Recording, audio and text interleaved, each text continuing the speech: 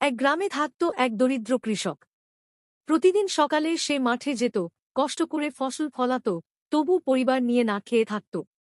একদিন মাঠে কাজ করার সময় সে দেখতে পেল এক সোনালী রঙের ছোট্ট পাখি তার পায়ের কাছে কাঁপছে। কৃষক পাখিটিকে কোলে তুলে নিয়ে বাড়ি আনল। স্ত্রীকে বলল, ওকে সুস্থ না করা পর্যন্ত আমরা একটুও খাব না। 2 দিন পরে পাখিটি উড়ে গেল, কিন্তু পরদিন সকালে কৃষক যখন উঠল, দেখল উঠোনে রাখা ঝুড়িতে রাখা আছে এক টুকরো সোনা।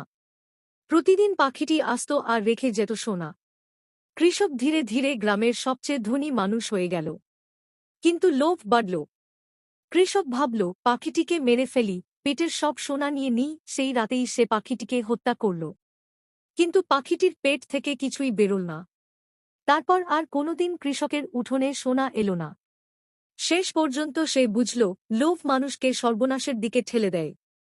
ভিডিওটা ভালো লাগলে লাইক, কমেন্ট, শেয়ার ও চ্যানেলটি সাবস্ক্রাইব করবে।